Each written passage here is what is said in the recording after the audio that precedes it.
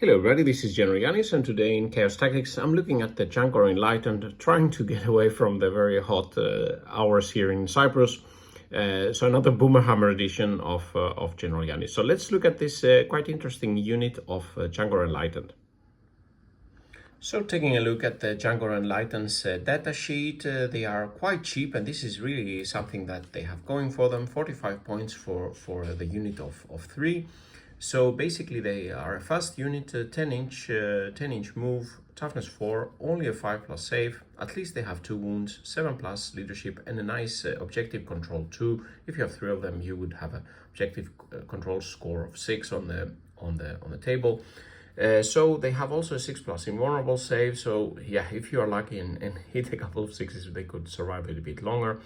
Their ability is that once per turn, if an enemy stops their move within 9 inches of your unit, you can move them d6 inches, so getting a bit more move, maybe getting away from harm's way, trying to get closer to where you're going to go. So not a bad ability here. Of course, they don't generate any Cabal points. And then if we look at their weapons, so we have the configuration that they can have auto pistol and chainsword, or they can have a divining spear. So the divining spear, then they don't have any shooting, but it has the lance ability that gives +1 to wound when they charge, and interestingly also precision, where they can target the enemy character leader in the unit they are charging. 3 attacks, 4+ hit, so not very good hit rolls here. Strength 5, AP -2, and damage only 1. But the most interesting weapon, I think, is the Fatecaster Great Bow with lethal hits, also precision, so you can snipe at least some squishy characters. I will show you the data in a bit. 30-inch range, 2 attacks now. Previously it was only 1 in 9th edition. 4+ to hit, strength 5, AP -1, damage 2. So this, if you are lucky with the enemy fails their saves, you could be taking out some character from range here. The auto pistol and close combat, the chainsword, the auto pistol is nothing in particular here, and the chainsword, it gives more attacks, but no AP. Strength 4 is not super strong. If we're moving to the damage tables here, so let's look at the most interesting configuration, where we have the bow and the close combat weapon. So here with the Fatecaster Bow, we will be doing 0.9 wounds on the Termagants, 0.7 on Necron Warriors, 1 wound on an Intercessor or a Lieutenant or something like this that doesn't have an invul save, and a 3+ save, toughness 4, 1 wound. This means with 3 in the squad, you would be doing 3 wounds to a supporting character. That's not bad from 30-inch range, and if you have more of them, then you could be taking out some squishy characters. When we go up to Terminators with toughness 5 and 2+ save, not so easy to do a lot of damage, 0.4.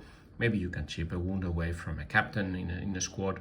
Blight Lords, toughness 6, even less damage here, and the Rhino or some other vehicles, not super strong weapon here. It has some lethal hits helping it a little bit, but it's more the supportive squishy characters where you could be doing some damage from range. And the close combat weapon, yeah, the damage tapers off with the toughness here, a little bit of damage here.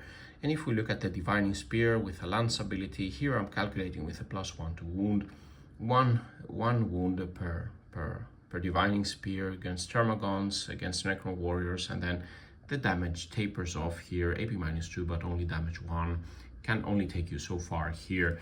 And the auto pistol and chainsword, maybe the least interesting configuration, where yeah, you don't get anything from the auto pistol basically, and the chainsword only works against chaff. So the most interesting configuration in my opinion is the Fatecaster Bow. Probably you don't want your Tzaangor Enlightened to be in close combat anyway. They will not be surviving long.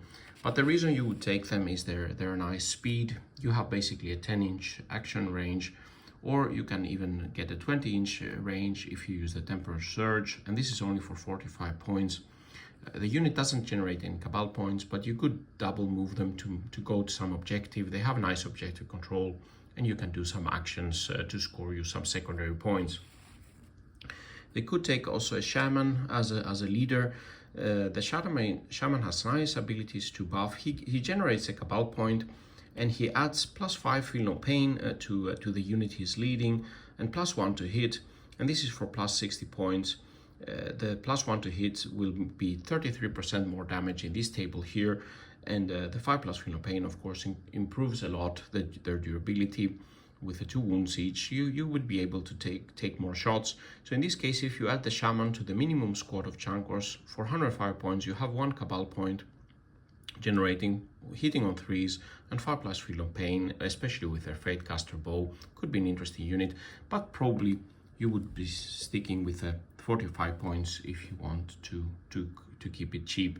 So this concludes the video. What do you think about the Tzaangor Enlightened? Let me know in the comments. And yeah, 1 week left of vacation, and I'll be back to the normal Math Hammer style videos.